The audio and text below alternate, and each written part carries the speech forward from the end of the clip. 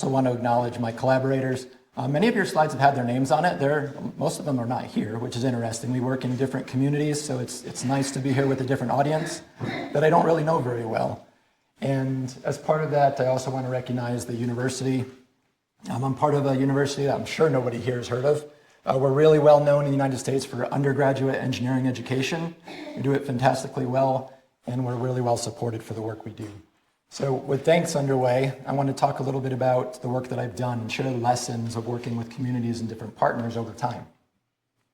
We learned the importance of stories, and so I'm going to give a little bit of my background story in terms of where I came to realization about ways I can contribute. I'll go through those lessons. I've been at a conference for 3 days now. I want to share some observations as an outside perspective, maybe. And then finally, there'll be some time for questions. So I'm a 70s kid. I was a product of 2 English teachers who believed that travel is the best form of education that you could be provided. And from a very early age, about age 5, we didn't have a lot of money, but we had a minivan and a tent. And I spent almost every summer, sometimes up to 60 days, in national parks around the US, Canada, and Mexico, learning. And so a lot of what I saw at an early age left its mark. This is Gatlinburg, Tennessee, the gateway community to Smoky Mountains National Park, our most visited national park in the Park Service. There are roughly 12 million people who come into this park every year, and we have a tremendous amount of poor development on the outside supporting that tourism. And so as an engineer, I thought, well, maybe if I study engineering someday, I might be in a position to influence this in positive ways. Essentially do less bad with development and maybe do a little bit of good. So that's what led me to engineering. I thought I was going to do most of the work initially in the US, but it turns out that when I was a teenager, I had a lot of international experiences that sort of helped formulate my own development. I spent time in Barcelona. I then had an exchange between the US and Crimea, which is a geopolitically interesting area right now. I still have good friendships formed during that time period. And then I did my schooling in both the US and Germany. So for anyone who's given a talk here in a language that's not your own, I feel you. You've all done an excellent job, and thank you. It's hard. So in '98, I graduated with a degree in civil engineering and with a degree in German, and I thought I was going to be staying in Germany to work. But in '96, I met a girl who became my future wife who didn't have interest in living in Germany. She was American. So that's the romance part from last night. There you go. So instead, I was trying to figure out what I wanted to do, and grad school became an option. So I went to the University of Connecticut. So plugs, it's weird about how these coincidences work. And I actually took an epidemiology class from the Health Science Center during that time period. However, most of my research was applied chemistry and microbiology, working on water-related issues. And after doing a master's degree, I took a year off to figure out what I wanted to do. My wife and I both traveled some, and we decided that the next step would be a PhD. So I went and completed a PhD at the University of Iowa, and in 2004, I graduated from there.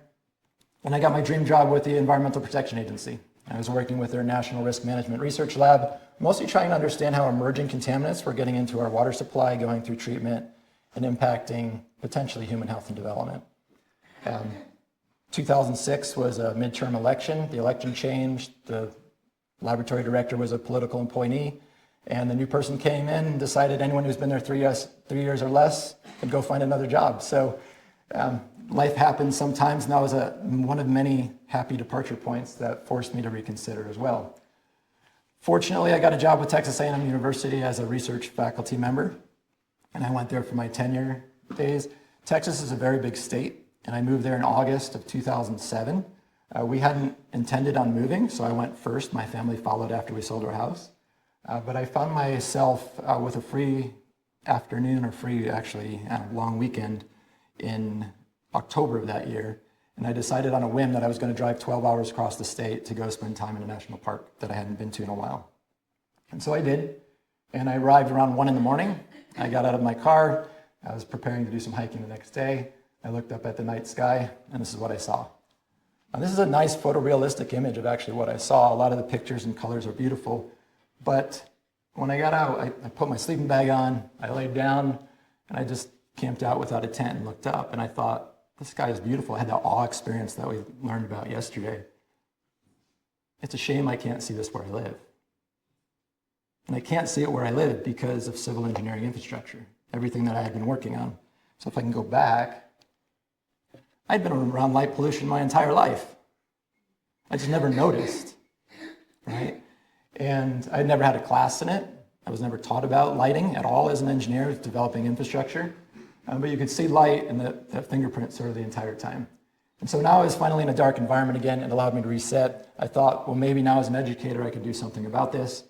I wish I could tell you that I went back in November and started. I didn't. Life doesn't work that way. It took 8 years and a new institution. I left A&M after tenure. It was a really great job, but it was really bad on my family. I wasn't the dad or father or husband that I wanted to be because I was never there. So I decided to have another recorrection, right? And I ended up at a university with a very different focus. We're still very much scholarship active based upon impact rather necessarily than dollar signs.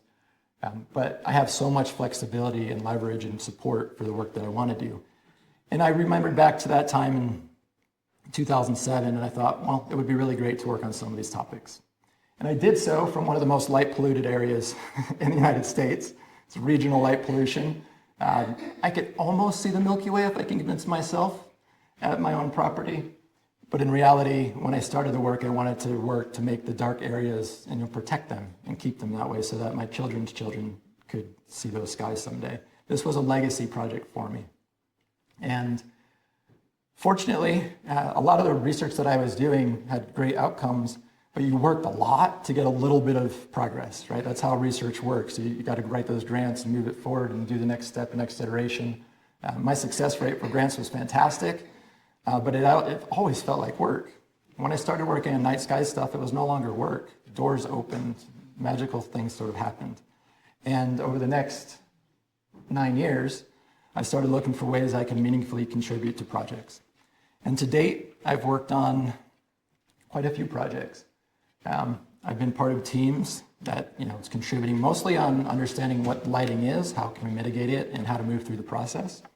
I've worked with almost 50 partners now, different perspectives. 16 of those have gone on to become dark sky places. And it's quite a bit of land area with a sanctuary below and a sanctuary above. I really like that, and so I'll use it from now on too, if that's okay. But moving forward, the engineer in me is like, this is terrible efficiency, right? I've worked with 16 parks, and some of those 48 partners will become dark sky parks in a little bit. It just takes some time. But others will never get there for a bunch of different reasons. And these are the lessons that I really want to go through and to shed some light on. I'm going to do so in 4 broad topics. And I'll use the first park that I worked with, Yellowstone, as an example of things that didn't quite go right. And I was really excited in 2015 when I received a grant from Yellowstone Forever. It's their Friends of Park organization. I'd worked with their landscape architect, and we decided let's go ahead and develop new tools for doing lighting inventories. Yellowstone has more than 5,500, 5,400 plus lighting fixtures. I've seen all of them. I've touched most of them, and figured out new ways to collect the data. But the project never really moved beyond that. Why? Because it was myself, the landscape architect, a few key people, but it wasn't very broad participation in that process. They thought about becoming a dark sky park, but they didn't really know what lighting would look like to support that. So the lighting goals weren't quite there. They had a 17-page lighting management plan. No one reads 17 pages worth of lighting management plans. And the ownership in large parks like this, the truth is leadership changes over very quickly. And because of that, understanding who the right actors were, we just never got that done. And the wonderful grant facilitated tools that we developed were really too much for park managers. You can look at lighting and say, okay, we're going to do a mitigation. We're going to start with your most energy hungry fixtures first, and we're going to give you a 3-year rate of return on your investment. That was too much, to be honest. The economic analysis was just far more than anyone needed. So we've learned. The tools are still very much in use, and what I'd like to do now is just talk through each one of these components and give you an example of positive things that have happened. Broaden participation. This is one key piece that often throws partners off in their bid to become a dark sky place. A lot of it's common sense. Decide who should be involved and then broaden the participation. Very early on, there's missteps. And I think sometimes we don't want to ask people for advice if they don't agree with us because we don't want to have bad news. But it's better to get bad news from someone early on who you've asked than to get it later on who you haven't asked, right? And that seems to be what happens frequently. At the same time, we need to identify champions. Most people in this room would be champions, whether it comes from top down or bottom up. When they're identified, help develop them, provide tools and resources. And then finally, just have patience. I think someone yesterday mentioned they've been working on related issues in New Zealand for 6+ years on the marketing side. That's a relatively long time frame, which is incredibly short, right? And so as someone who wants to make work happen, those time lags are challenging. So let's talk about a partner who's done this really well. Hot Springs National Park. So Yellowstone has lots of hot springs and geysers. Hot Springs has warm water that seeps out of the ground. There was actually one of the, they're in Arkansas, and there was 3 land areas that were first designated as protected spaces by the federal government before the Park Service, before Yellowstone, and this was one of them. Why? Because they had a source of water that was believed to have health and healing properties. And so the mineral springs developed their own commercial market. And as a result, we have beautiful historic bathhouses that were developed in the 1840s onwards that brought people in for healing waters. A U.S. military veterans hospital was there, and the surrounding community grew around it. So the park was formed first, and then the community and the urbanization followed. When I showed up to begin the work there, the people in the park had brought the superintendent, law enforcement, public. Everyone came together to talk about their issues. They realized to address their lighting, they also have to work across the street. Here's the community. I'm going to talk about these fixtures later, 1940 style globe fixtures, replicated by the town in 1980 because they wanted to fit in and match the park's lighting. Right? The park realizes that in order to move their lighting forward, they probably need to work with the community, school groups. The mayor, as actually concessionaire, runs one of the hotels that are now in the bathhouses. They've done everything right. It doesn't ensure their success, but they broaden participation very well. Another step is lighting goals. And I think one of the best outcomes of Dark Sky Places programs is getting organizations, partners to think about lighting management plans. If your community, it's called a lighting ordinance. This tells you what your future lighting will look like. A lighting goal tells you how to get there. A good example, and you're going to maybe say, well, it doesn't look like a good example, but this is Jackson, the town of Jackson, Wyoming. I worked with them over the last 3 years, actually, to better understand where their lighting is. And they have a lighting management plan. It's in place. They understand their lighting. So what you see here, this is cowboys and rodeos. But as they developed over time, they didn't replicate that mistake with lighting. They're addressing this as this lighting goes out because they have a plan in place. They know what they want their lighting to look like in the future. Now they're doing soft white, fully shielded, fully controlled, dimmable after 11 a.m. to 10% of the output. That's what they've invested in, and they're moving in the right direction. So what does a lighting goal look like, or a goal? The first park that I worked with on actually replacing lighting was Dinosaur National Monument. I went there in a room like this. There was a bunch of people, and I said, well, what's your goal for lighting? They said, well, we want to become a dark sky park. Okay, so what do you want your lighting to look like, right? And after a little bit of trying to understand that, someone in the back said, I think I just would like to resort to natural darkness. And this is one of the people on the leadership team. And I said, that's a goal we can work with. What does that look like? Well, it doesn't look like having a pump light, a petrol light, a light above a petrol station, on 24/7 to light this rock formation. It means probably not having that lamp at all. And so over time, they're a much darker park now because they understand what the mission is. Municipalities can do the same thing. So this is much longer. I don't need you to read the whole thing. Boulder City is in the process of replacing 2,100 street lights. This sentence, it is a sentence in their lighting management plan, took 4 months of back and forth to get to. But we have responsible lighting in it. We have value to the entire community, not just an individual, historic areas and streets. They're not going to be lighting other aspects. They're not lighting car parks. Established ownership, the 2 things that kill projects right now in the Park Service and other partners, 24/7 access to your public lands for stargazing. That can't always happen for various reasons. And a lack of electricians. So you do a lot of planning, you get to a point where mitigation, and you can't find anyone to replace the lights.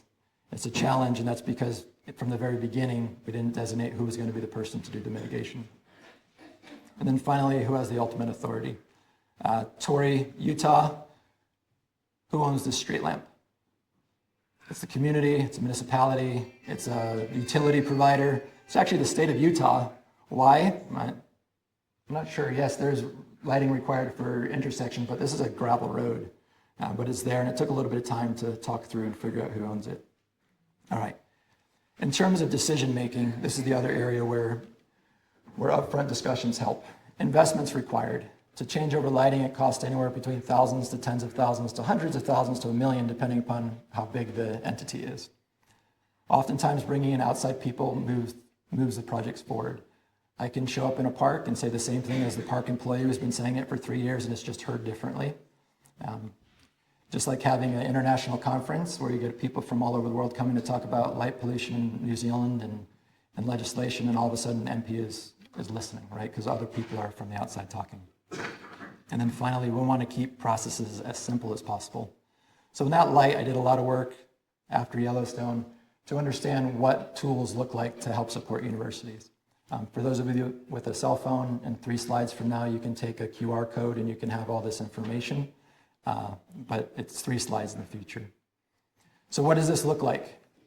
I developed ways to collect data more effectively and then present them to people in a story format that can better relate. I use ArcGIS as a template, and I created customizable forms that take the data that's necessary for dark sky park applications. If the partner wants, it's also helpful for lighting, photometrics, and that sort of information. You can take pictures.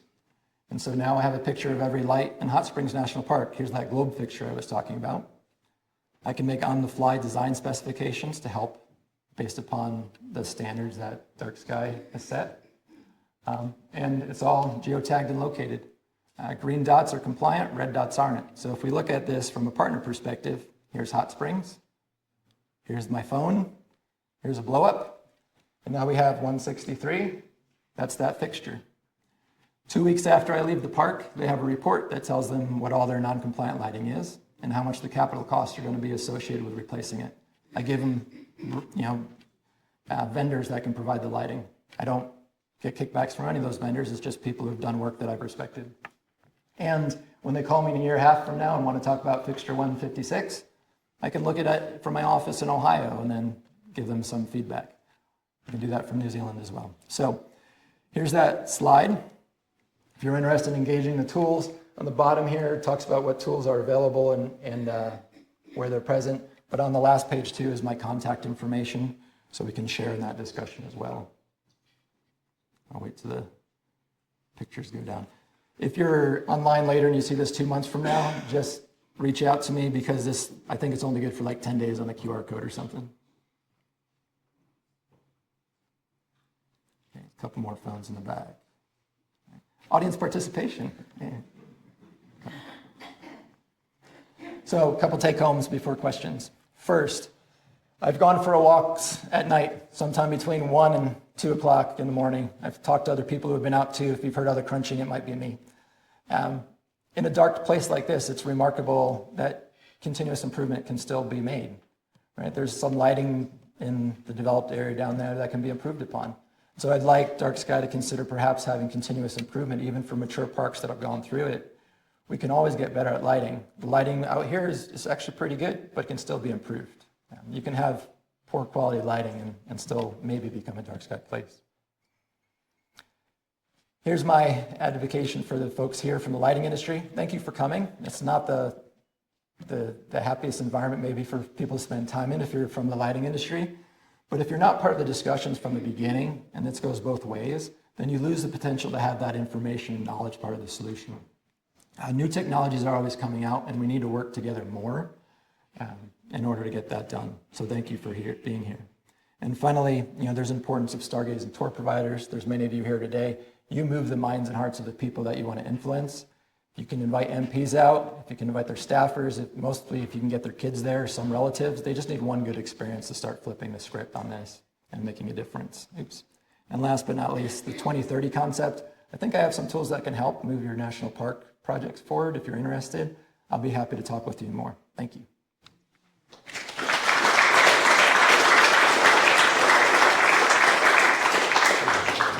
Brad, thank you very much. Thanks, Bryan. That's really helpful. We have time for one quick question. I'll share my